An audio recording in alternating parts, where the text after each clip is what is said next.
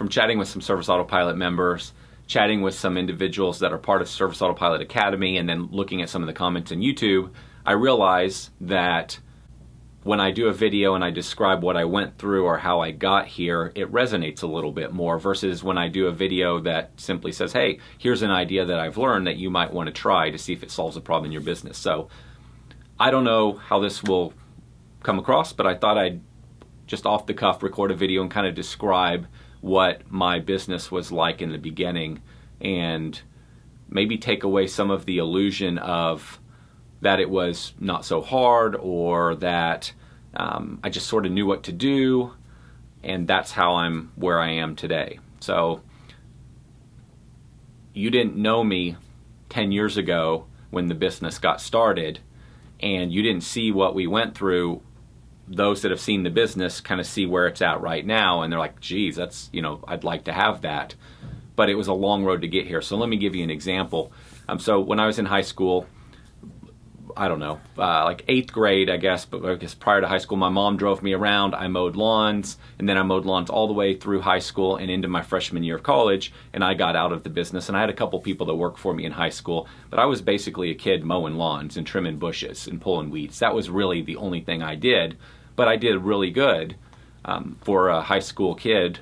And so I got out of the business and I went into some other things. I wanted to be in software, and I also wanted to start a vending business. And so my allergies were driving me crazy, so I got out of the business. And that was sort of the end of my lawn care career, but it influenced me enough to know that I wanted to be in business for myself. I didn't really have a role model that was in business for themselves, and so that had affected me, and I knew this is what I want to do. But I didn't know how exactly to get there, because ultimately what happened is I ended up getting my degree. While I was getting my degree, I ended up working at a software company. So early on in my 21, 22 years old, I'm working at a software company, and I like the company, but I really want to be back in business for myself in just a major way. But now I'm married. I got married when I was 22, and it's just a little bit more difficult now to go out and start that business. I bought a house, and so I remember the struggle of trying to figure out, okay, how am I going to get back out on my own, and how am I going to afford basically to build the business and give up my job and all these other things. And so it was a real struggle to get there. And so I went through a bunch of stuff. I finally got back out on my own doing computer consulting with my business partner, who is now my business partner in Service Autopilot. And then along the way ended up in a couple different service industries. Fast forward to 2005, and on a complete, or I guess it was the end of 2004, on a complete fluke, I end up back in the lawn care business. Never did I think that was going to happen. So I had to tell you the backstory to explain that in 2004, 2005, the business really started going in spring of 2005. I didn't know anything, because remember, I was this high school kid years earlier that just mowed lawns and had a couple guys working for me. And so when I got into business, and you've probably heard me say this before, I thought I needed to do everything. So I started collecting flyers from others, and I basically copied some of their flyers, and I tried some postcards, and I didn't know anything about, I didn't know my trees, my grass, my weeds. I knew nothing. But I, from some prior experience, thought, you know what, I better go out there and start selling some work. So I started walking into buildings and asking for commercial work, and that's how I got some of my early commercial work. Ended up getting a big contract for, I think, $145,000. I ended up getting a bunch of smaller jobs that paid like $3,500 a year or $8,000 a year, and then I had a whole bunch of small properties that I bought from a guy that was really in his 60s, and he was getting out of the business, and I bought about $50,000 worth of small commercial jobs that paid anywhere from $35 to about $85 a week. That was the beginning of the business, and then I started doing these postcards and door hangers, and I was mailing them out, and basically I was now doing 3.5 acre lot. Oh, and I built a website. I knew how to do that because I knew technology, so I had some leads coming in. So now I'm doing small commercial, big residential, that's 2 and 3 acres, half-acre stuff, and some small stuff where the gross lot square footage might have been 10,000 square feet. And I'm running around doing everything. I'm going and seeing all the customers, I'm selling, I'm answering the phone, I'm buying the trucks, I'm hiring I'm doing everything. It's me. And so I started having all kinds of problems. One, I remember that it's like I would work every night till super late. My desk was a complete disaster. And in 2005, it sounds crazy now, I remember in the very beginning I had an answering machine on my desk. And in spring I'd come back and there's just like 10 messages on this answering machine because nobody was answering the phone. Remember, this is the very beginning. I'm completely scattered because I'm doing everything. I'll have a guy that comes in I remember it clearly one day when a guy just comes in at 1:30, drops off the crew, everything, says, I'm done today, I'll be back tomorrow. I could just go down the list. I had guys that would call me on Sunday night drunk to quit, and then on Monday they'd show up for work. And it just never ended. Or a truck would break down because I bought all inexpensive, cheap stuff because, well, we didn't have tons of money to go throw into this business. Or we'd be doing a landscape job, and I didn't know how to actually do a flower bed correctly. So we wouldn't dig out enough dirt, and we'd do the job, and then, 3 weeks later, they've got weeds and grass growing up in the flower beds, and it's a complete mess. And so I'd have to go back and fix that, or something would go wrong with a flower delivery. I'd be running the errands to get flowers, and I'd be going to Home Depot to get a shovel. And then I'd be going to meet clients for estimates, and I'd be then getting home at 8:30 at night, starting my day again at 6, and probably doing some paperwork at night. It was just miserable, and I hated the business. And I was still doing computer consulting. In fact, now that I think about it, I was doing computer consulting from night until like 2 o'clock in the morning. It was insanity. But I was trying to get this business going, and I was just working these insane hours. I was miserable. I wasn't happy. The business was hardly making any money. I didn't feel like I knew what I was doing, and I was self-conscious because I didn't know how to figure out what to do. There's just so many things I didn't know. I didn't know my plants. I didn't know my flowers. I'd go out and see a client. She'd point at a bush and she'd say, hey, what's this bush?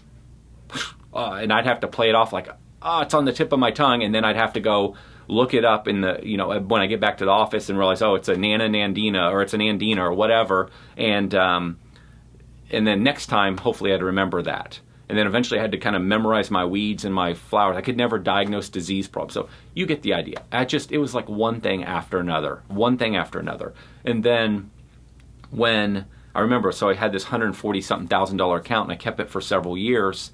And we sucked at fertilization and weed control. And I couldn't keep a good tech on fertilization weed control. So then it got to the point where I wasn't doing any of the work in the business. I mean, like the physical work, I was doing everything else. So then it got to the point where now I'm getting up every morning at 5:30, getting the spray rig, and I'm out there spraying these properties because we have no spray tech. This went on for several months, and then I'm doing all my other stuff I have going on. And so what happened is we would get so far behind on stuff that we'd end up with weeds in the $145,000 account, and that account consisted of like 8 properties. And so we'd do some really good work there, but then we'd drop the ball on fertilization and weed control, and we'd get behind the 8 ball on it. And ultimately, after a couple years, we lost that account. Now, I had my own excuse for why I lost the account. My excuse was because the purchasing manager at that place gave the job to somebody that he knew from his church. And I thought, well, that's a scam. But in hindsight, if I'd been kicking ass on that job, if I had had my ducks in a row and there had been no weeds and that thing would have been perfect, it wouldn't have never opened the door. So I had my little go-to excuse for that, but in reality it was my own fault because I didn't have my ducks in a row. I was doing every service. I was trying to do everything, and everything was on me, and I was slow to hire help. I learned all these lessons in a matter of a year and a half. I didn't learn everything I needed to know, but I started learning where I was really making some big mistakes. And I had some prior experience in another service business where we were doing things a little bit smarter, but it was bigger. But now I start this other thing and I'm not making the same smart decisions because I'm trying so hard to manage every cost. But yet I'm blind to the fact that by saving 10 or 15 bucks here per hour on hiring somebody, I'm now doing all this $10 and $15 an hour work. And so it made my life miserable, made the company slow to grow. And I just dealt with one problem after another. It was miserable. So basically I kept running the numbers. I'm like, I swear there's something to this business. I know I can make money at this, but I'm kind of ready to just say, screw it, and throw in the towel. And you may have heard this part before too. I think I've said this publicly. I basically got to the point where I didn't care. I was so freaking burned out. I was so tired. I was self-conscious in the sense like, I don't really know what I'm doing here. I don't know all the things I need to know. You get the idea. I think I've set it up good enough. the point I'm wanting to make is I basically got to the point where I was done. I was worn out, I was frustrated, I was stressed, I was questioning what I knew. I mean, I was really smart, I thought, in certain areas, but yet now this business is making me question some of my ability or time management or just different things. And out of that, I learned so many lessons. And I finally just said, screw it, I'm done, I don't care. If the business closes, falls apart, whatever, I don't care, but I'm trying something different. And thank goodness I did. And so I realized some stuff. I realized that I wasn't managing my time as good as I needed to, so I really started working on that. But first I had to make some major changes in the business, and I'll get to that in a moment. I also realized that I really do not know how to market. I can go out and sell an account, I can go meet with you face to face, and I can win the business, but I don't know how to get you to come to me. I had no idea how to do it. I had all these great intentions about things I wanted to do with customer service or better ways to organize the business, but I realized that I'm too freaking busy to do any of that stuff, and one of my characteristics is I get it like 40% done and then I move on to the next thing, and that thing never gets implemented or never gets finished because I'm always moving to the next thing because I have 25 million things going on, or the next problem is always hitting me in the face. And so, okay, I was almost done with this problem, but crap, this one's now more important, so I moved to that. And so I started to realize all these things about myself that I had to then work on. So I started to really learn marketing. And through marketing, I learned things about customer service and all kinds of other things. There was just all these things I had to learn. I already had a nice base set of skills and knowledge, but it was good for the other businesses that I had done, such as the consulting and the other service business I was in, but it wasn't good enough to get me where I wanted to go in this business. So at the end of the day, I finally just fired all the clients, all the employees that drove me crazy, scaled the whole business back down to one crew, and it changed my world. It did a couple things. One, I realized, wow, I can actually make money in this business. My energy level went way up. I'm like, wow, okay, I can build off of this. Suddenly I have all this time. I'd fired all the problem clients, all the problem employees. I became very focused on a small service area instead of running my trucks 35 miles away to commercial properties. I became very focused on a small area. I got very clear on what kind of work we wanted to do. We didn't want big residential. That was like doing commercial, and I really didn't want tons of commercial. I wanted more, but just the right jobs, and I wanted a lot of really close together residential. I also realized that fertilization weed control was really hurting us because I didn't have the time to be an expert. So I got out of, well, no, I didn't get out of that. I got some help on that. I found somebody I could contract some stuff to temporarily. And then I got out of landscape because I didn't know what I was doing. It was driving me crazy. It was taking me tons of time. I was the delivery boy for that. And I stopped doing irrigation work, stopped doing aeration. I can just go down the list. We just simplified so many things, and it was life-changing.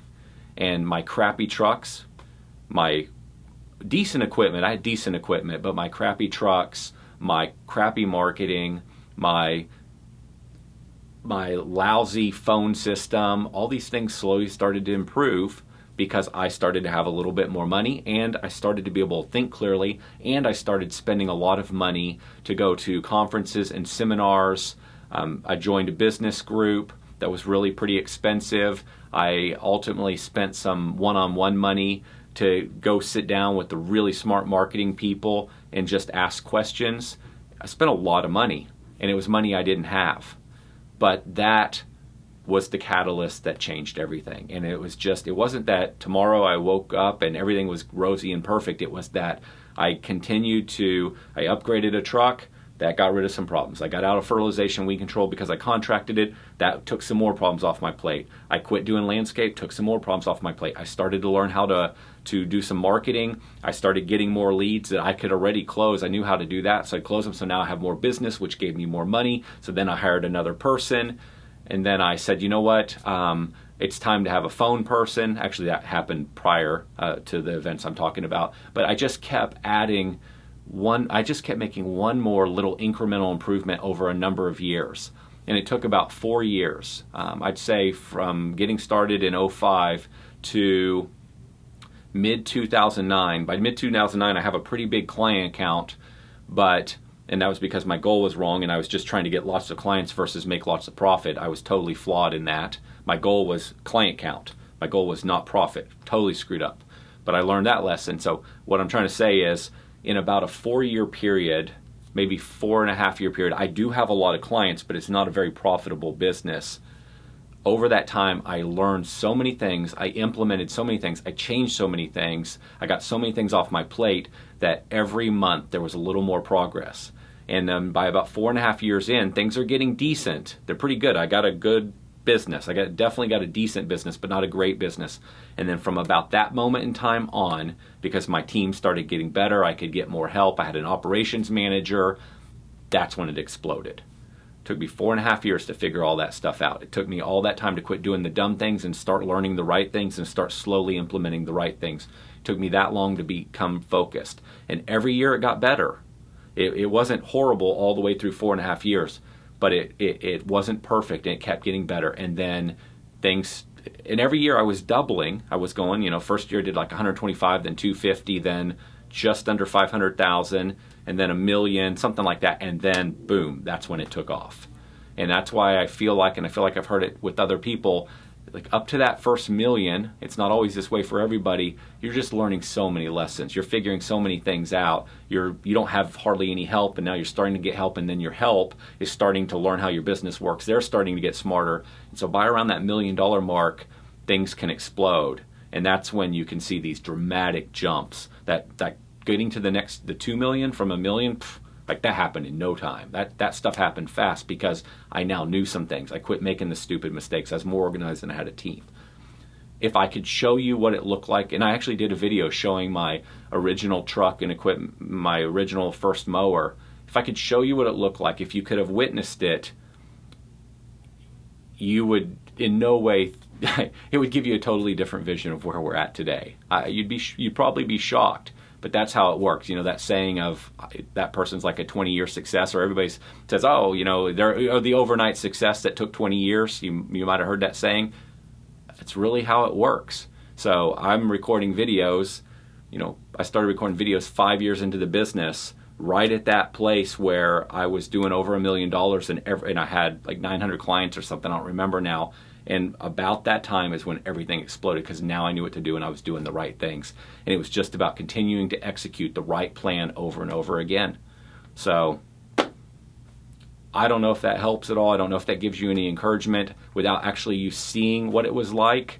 I don't know if I've done a good job describing it, but your scenario is not unique. Your struggles, your frustration, your questioning of your ability, your frustration at night, you're like, golly, why can't I figure this out, but all these other guys have? All that stuff is completely normal. I mean, it's what everybody goes through. Nobody wakes up one day, starts a business, and has all the answers. Nobody reads Inc. magazine like, oh, dude, I've been reading Inc. magazine for 2 years. I know how to build a business. This isn't going to be that hard. No way. I mean, like, nobody knows what to do. Most of the guys that you see, I've said this before, most of the guys that build a quick, fast-growing business, it wasn't their first. It was like their third, because they already screwed up so many things. They already figured out so many things that when they did it the third time or the second time or the fourth time or whatever, hey, they know some stuff now. And maybe they even have a little bit of money that they can go hire some people to help them grow the thing fast. And it's normal. You got to go through it. But once you go through this business, if this is potentially your first, and you build a real team and a real company and you grow it bigger, whatever your next endeavor is in life, it'll be so much easier. It'll have a whole new set of problems, a whole new set of things you don't know, but it'll be so much easier because you've had some experiences and you've been through some challenges and you've been through the struggles, and now you have some answers. And also you know where to look for answers. Most of us, when we're getting started, we don't know where to look for answers. But when you know where to look for answers, you can find solutions. And when you can find solutions, you can solve almost any problem. I hope that is just a little bit of encouragement for you to keep going, keep pushing on, keep fighting through, and keep looking for those answers, and keep simplifying your business and keep pushing on. It's life-changing. Good luck.